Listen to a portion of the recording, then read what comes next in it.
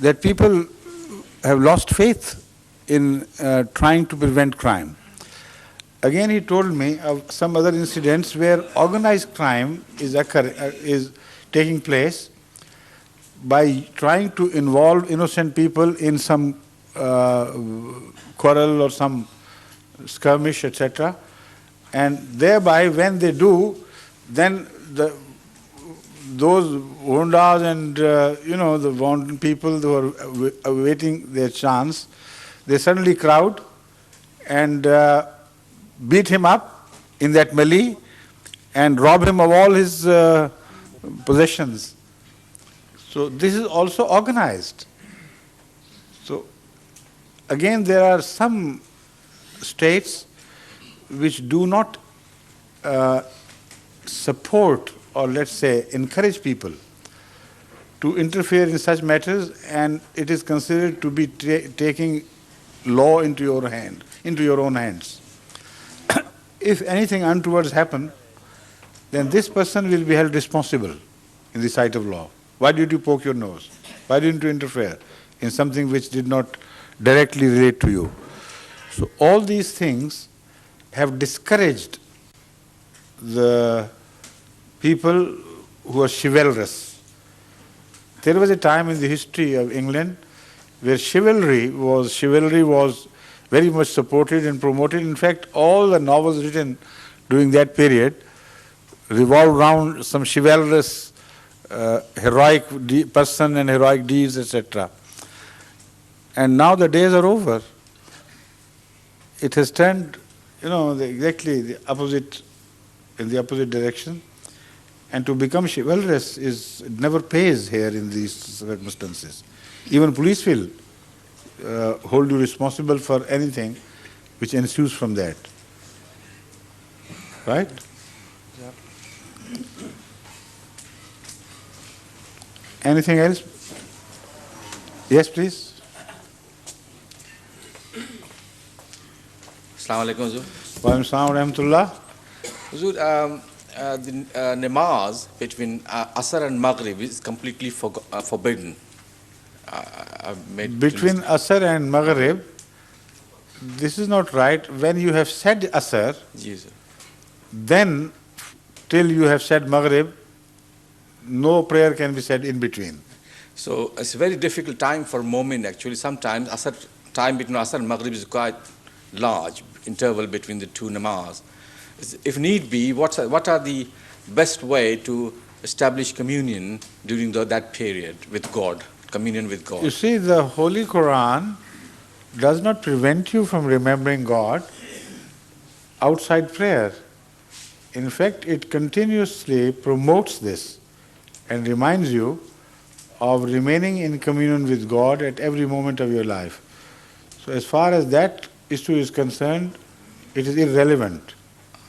Irrelevant to your question, I mean. I thought the namaz is the only way to establish communion. No, certainly not. This is how you have been, doing all your life? No, sir, but I mean, what sort of prayer is, silent prayers and all that? Remembrance, recitation of the Quran, saying, loving words to God, using prayers which are used in the Holy Quran, using prayers of the prophets of Allah. Anything which comes to you by way of remembering Allah and by way of begging Him for mercy or things, doing istighfar, all that is called zikr. Something related to us, yes. How can we measure the time of Zawal? The time of? Zawal, that means you right. Yeah. You see, Zawal should be generally understood, although I must tell you that other jurists before have tried to mechanically establish a way of determining Zawal. But I don't agree with that because it's almost impossible to be practicable everywhere in the world.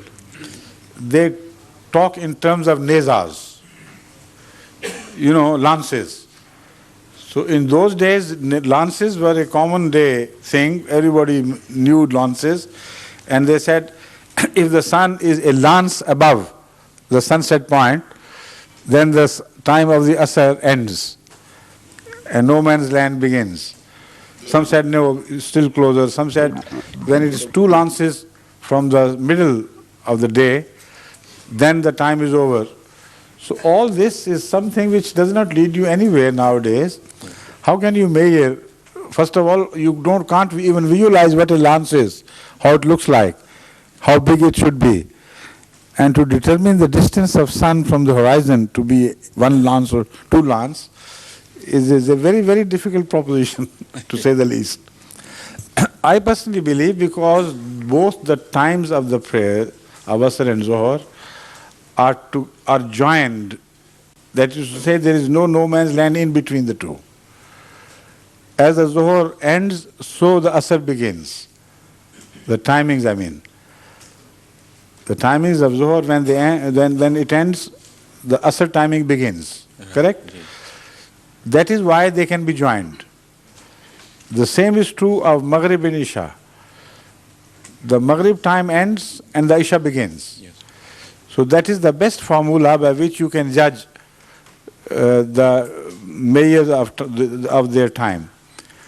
I personally believe when the sun has gone almost halfway between the zenith and the sunset, there one should say that Zohar time has come to an end. And beyond that, it should be Asr time. And that is how I have been taking decisions regarding the Jama here in England. Nowadays, by the time we finish Jummah prayer, in fact, much before that, according to this formula which I am telling you, Asr time has already started and Zohar time is already gone.